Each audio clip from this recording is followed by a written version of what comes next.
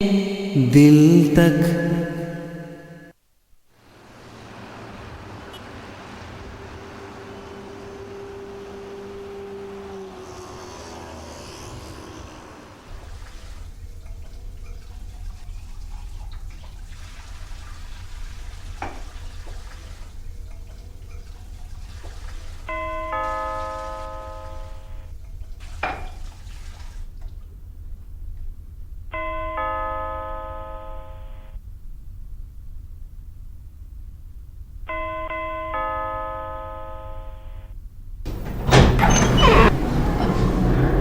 वकील साहब, आप आइए ना अंदर। हाँ, नहीं नहीं मिस जिया, मैं आपकी अमानत आपके सुपुर्द करने आया था।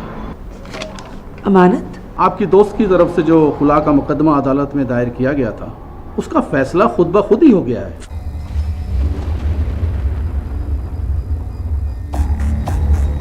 ये क्या कह रहे हैं आप?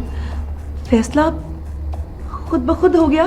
जी हाँ, आपकी दोस्त के शोहर ने खुद ही तलाक दे दी है।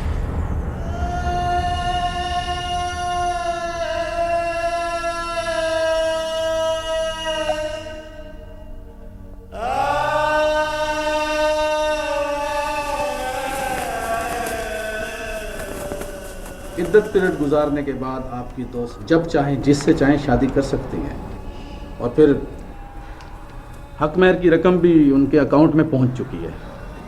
Thank you. मैं अब चलता हूँ। खुदा हाफिज। अल्लाह।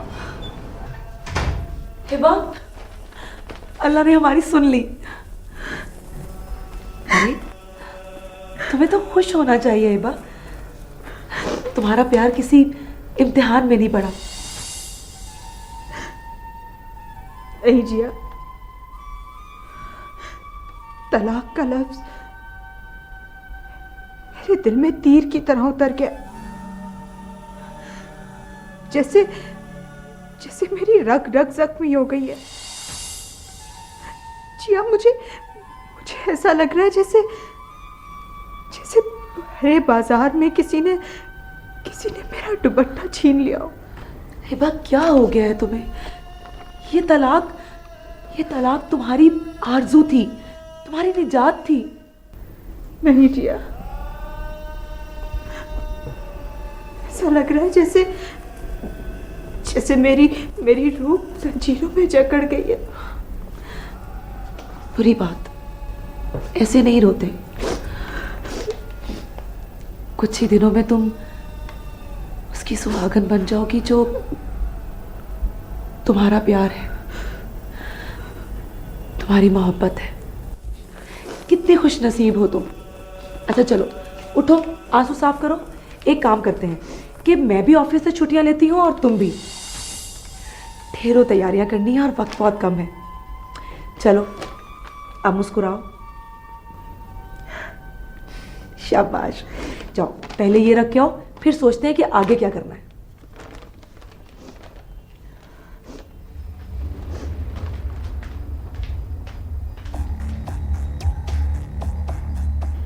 ये वकील साहब क्या कह गए? इद्दत के बाद शादी, यानी 4 महीने और 10 दिन की इद्दत। ओ मेरे खुदाया, ये क्या हो गया?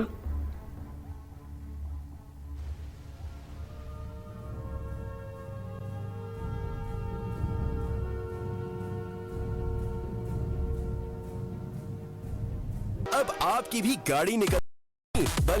क्या देख रही हो? कुछ नहीं। मेरी तरफ देखो जरा। बात, तुम्हारी आंखें सुर्ख हो रही हैं, पलकें भीगी हुई हैं, रोती रही हो क्या? और ये क्या है? ये तो यूनिवर्सिटी से डिग्री मिली है मुझे। दिखाओ, इसमें क्या लिखा? कुछ नहीं है। तुम चलो ना बाहर, जिया ने चाय बनाई है, चाय चलकर पीते हैं। हिबा, तुम मुझसे कुछ छुपा रही हो। अब वो जी अभी बेहद परेशान है, बताओ क्या बात है? ऐसी कोई बात नहीं है। वो असल में मेरी और अपनी जुदाई की वजह से परेशान है। पागल, खुद भी रो रही है और मुझे भी रुला रही है। अच्छा, एक्चुअली मैं तुम्हें और जिया को लेने आया था। सोचा कुछ इंपॉर्टेंट शॉपिंग है, वो कर लेते हैं। चले? तुम जिया के पास बैठो, मैं 2 मिनट में आती हूँ। चलो, एज यू विश। मैं वेट कर रहा हूँ।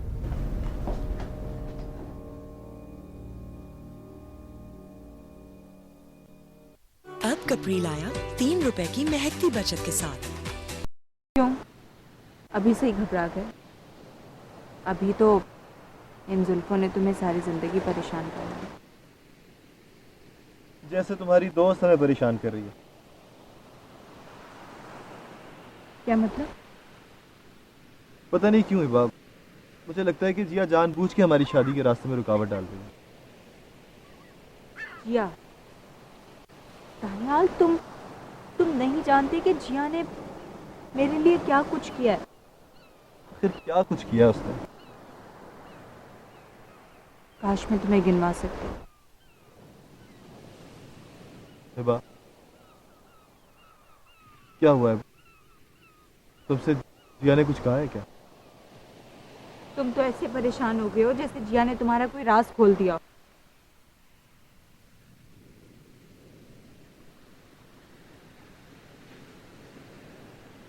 नाराज हो गई क्या? तुम समझना नहीं चाहती हो कि जिया के लिए मेरी फीलिंग्स क्या है।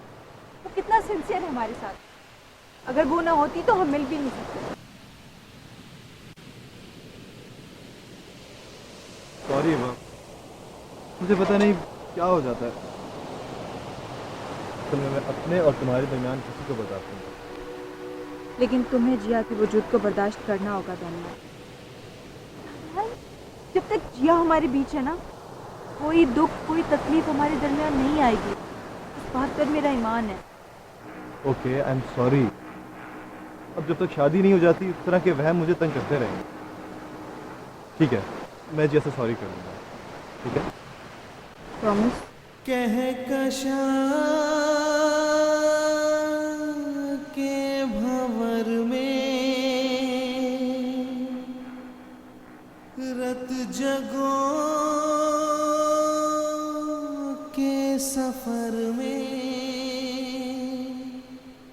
बेनिशा मंजिलें बढ़ते फासले दिल से दिल तक दिल न जाने कब तक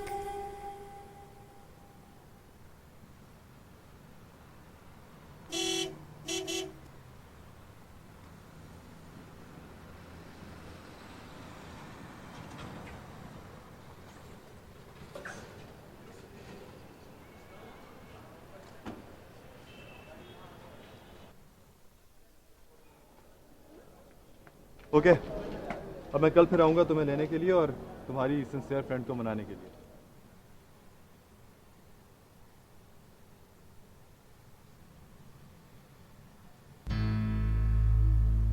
दिल से दिल तक दिल न जाने कब तक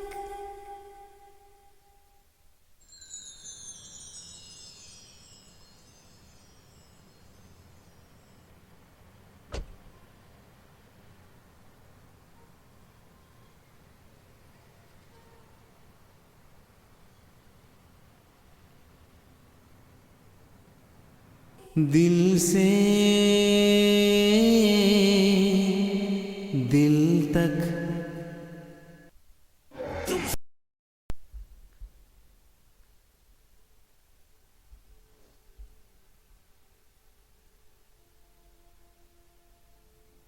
जिया, तुम अभी तक नाराज हो?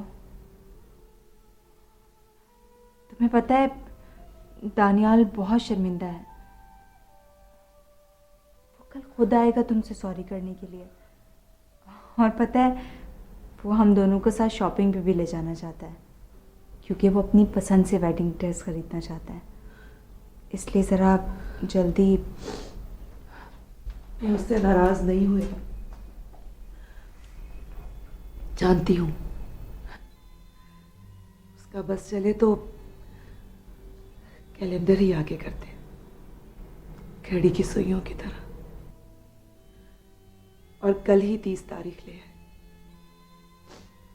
मैं तो तुम्हारे लिए परेशान हूं। मेरे लिए?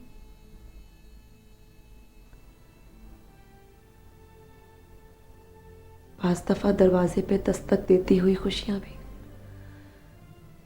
हाथ बढ़ाने से बहुत दूर चली जाती हैं। हिबा, क्या मतलब जिया? शायद तुमने वकील साहब की हिदायत पे गौर नहीं किया, या फिर जानते बूझते हुए भी अनजान बन रही हो। वकील की हिदायत? हिबा, तलाक के बाद दूसरे निकाह के लिए इद्दत के 4 महीने और 10 दिन गुजारने जरूरी होते हैं। उसके बगैर दूसरा निकाह नहीं हो सकता।